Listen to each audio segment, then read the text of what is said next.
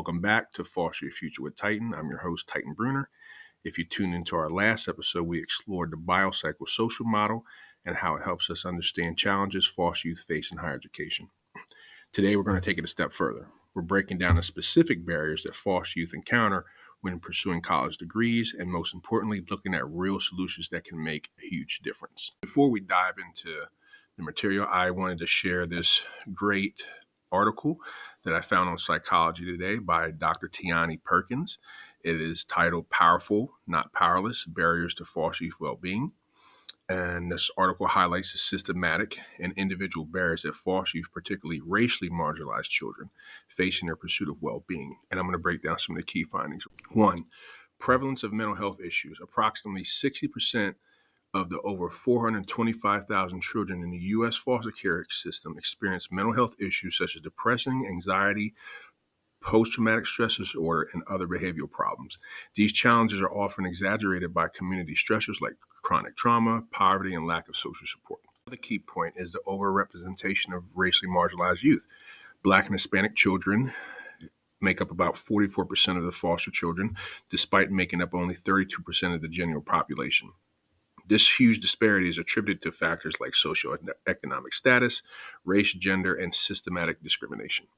In this article, it also discusses the systematic contributions to well-being. Dr. Marshina Murray is a director of behavioral health for the foster care program at Metro Health System, and she highlighted racially marginalized children more likely to be reported for behaviors deemed destructive compared to their white peers.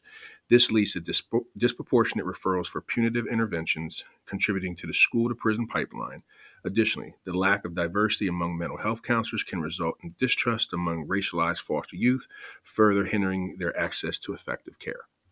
Research indicates that at least 90% of foster youth have experienced traumatic events such as abuse, neglect, or exposure to violence. Dr. Murray and her team implement brief mental health screenings during initial intake to assess a child's experience and identify those needing comprehensive intervention.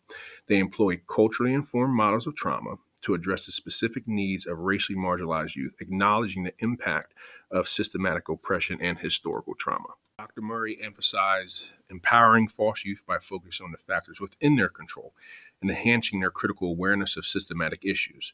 She advocates for maintaining kinship ties and prioritizing relative placements to preserve family units, aiming to minimize disruptions in the child's life and promote long-term well-being. I found this article to be extremely relevant to this topic and even our last episode.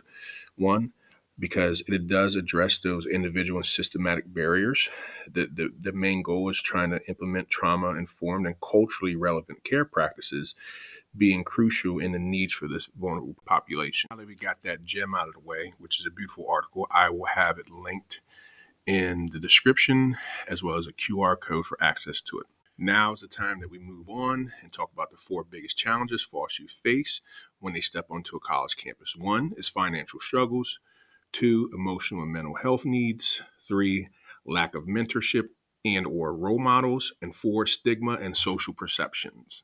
In terms of financial aid, many students' family is a financial safety net, helping with tuition, housing, or unexpected costs. But for foster youth, that safety net often doesn't exist. Instead, they rely heavily on financial aid, scholarships, and part-time jobs just to stay afloat. The study experiencing during COVID-19 needs of college students with a history of foster care by Ruff et al.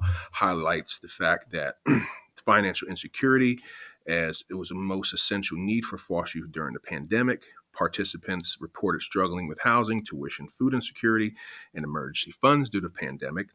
And if they received aid, they often struggle to manage the money independently, since financial literacy isn't always taught in the foster care system.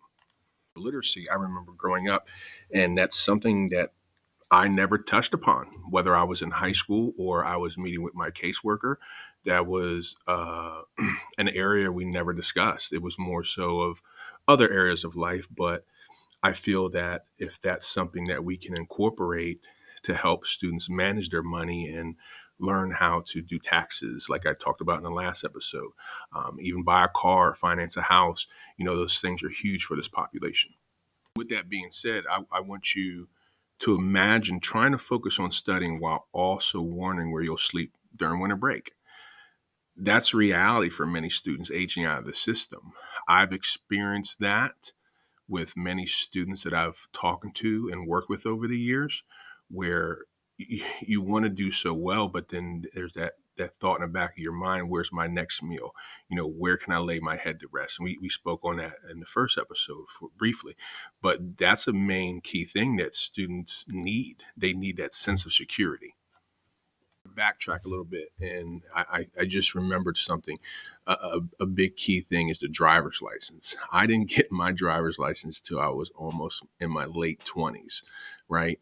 And I remember when I was a graduate assistant here on campus, we had a representative from the University of Pennsylvania that came to speak with a wide variety of people on campus. And the one thing that I had mentioned to him, and he still didn't even have his license, right? He lived in the city of Philadelphia. He was used to that. And I think having a driver's license is key. And that's something that I actually want to incorporate here on campus for students to be able to have that opportunity. Because without a driver's license, your pickings of jobs, those opportunities are very slim, right? Especially when it comes to going to school. And then if you get a driver's license, we all know that can drive.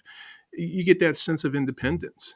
Isn't that what we want them to feel? Independent, that you can do this on your own. And if somebody's here to help you and how to get the license and practice. And then once you get it, you feel that sense of accomplishment. So I just wanted to backtrack on that because I thought that was very relevant to me and many other foster youth, to be honest. And it was just a crazy story that I remembered right now. But let's move on. In terms of emotional mental health needs, many foster youth entering college with unresolved trauma from childhood instability, neglect, or abuse. A study by Shift et al. 2023 titled Child Maltreatment, Mental Health, and Self-Reported Health Among Adolescent Girls and Child Welfare Mediating Pathways. This study, it examined the link between childhood maltreatment, mental health, and self-reported health among adolescent girls and child welfare. The article does highlight how childhood abuse and neglect contribute to higher rates of PTSD and depression and anxiety. We spoke about that in episode 1. The stress of transition to college without a strong emotional support system can make these conditions worse. That's a need. We need to have a strong support system for this populations of students on this campus and other campuses involved. Some students, they do have trouble trusting authority figures, and it does make it difficult to seek help from professors or counselors or a success coach or whoever that may be. Along, think about a mentor that guides you in life, teacher, coach, family member. Now imagine navigating college without those guiding voices. Many foster youth don't have that trusted adult mentor. That's where we're going back into that aspect of the emotional and mental health needs. Choosing the right major, navigating financial aid, managing stress and academic pressure. I remember when I first enrolled in college, I wanted to do sociology, something that I was passionate about, and I actually learned a lot. And then I went into the exercise science and then the sports psychology route. But in the beginning, I didn't know what I wanted to do. And I'm pretty sure there's a lot of foster youth from that background that don't know what they want to do, because I see that with the general population as well. But having someone to sit with you and guide you, think about all the people that guided you in your life. Where would you be if you didn't meet them, right? Think about all the great words that they've said to you and the encouragement that they've given you in life. Now imagine you being a foster youth student, first time on campus, freshman, and just thrown into this thing like, what do I do? Imagine that. So having that mentorship and those role models are key for the needs for foster youth and higher education. It literally comes down to a simple word of encouragement or a helping hand during those tough times. I've had it. I've had to do it recently. I've had to do it many times to text a mentor, call a mentor, and just get those kind words of encouragement to just keep pushing forward and, continuing to do what I'm doing. We're talking about the stigma and social perception.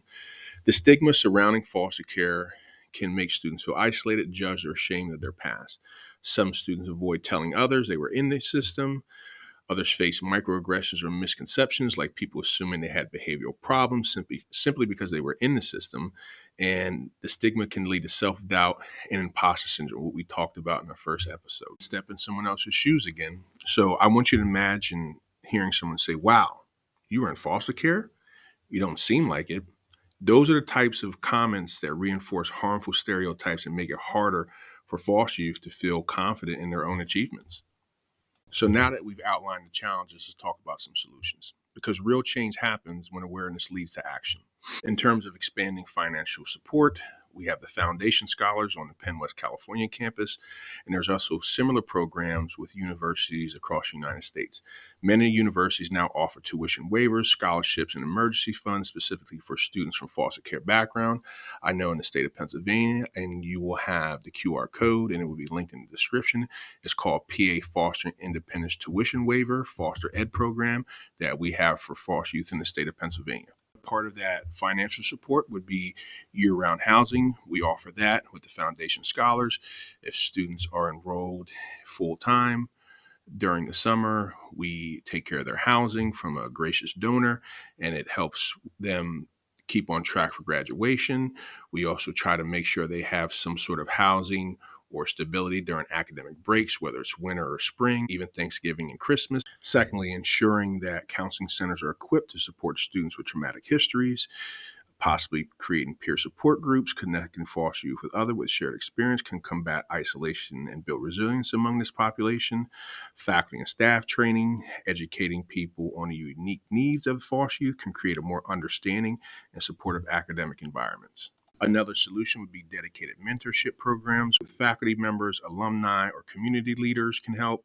Career coaching and internship opportunities. Many foster youth don't have professional connections, so expanding internship access and job placement services can help bridge that gap. Lastly, it's changing the narrative or call to action around foster care to encourage open conversations, creating that safe space. I know if you want to talk to me about my experience, I'm more than willing to tell you. And I'm not going to hold back. I'm going to be completely honest and 100% real. Also highlighting success stories, making it more visible for former foster youth who have thrived in college and beyond can inspire and empower the next generation. So here's the call to action, how you can help. If you're listening to this podcast, chances are you want to make a difference. I know I do. Here are 3 simple ways to support foster youth for higher education. 1, if you work in education, advocate for policies that support financial aid, housing stability, and mental health services for foster youth. 2, if you're a student, faculty, or staff, be an ally. Learn about the challenges foster youth face and offer support if peers open up about their experiences or anything that's going on in their lives. Lastly, if you're a community member or employer, mentor, hire, or offer scholarships to students with a foster care background. Your support can be life-changing.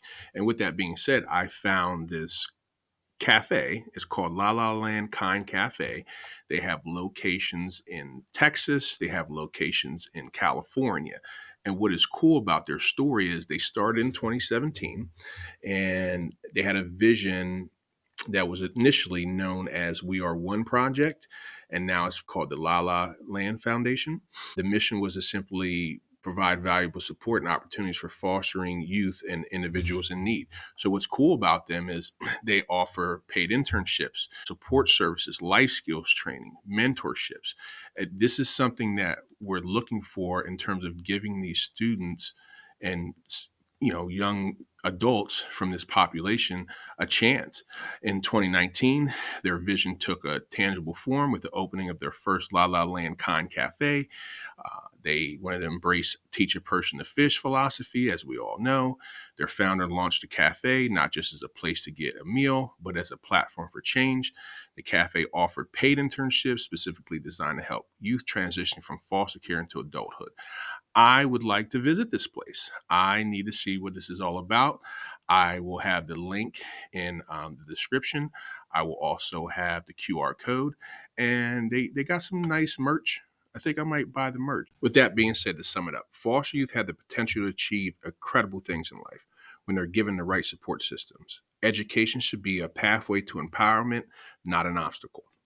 Thank you for joining me today for Foster Your Future with Tyton. In our next episode, we'll explore foster youth graduation rates and the path to success. Until then, stay strong, stay connected, and remember, you are not alone on this journey.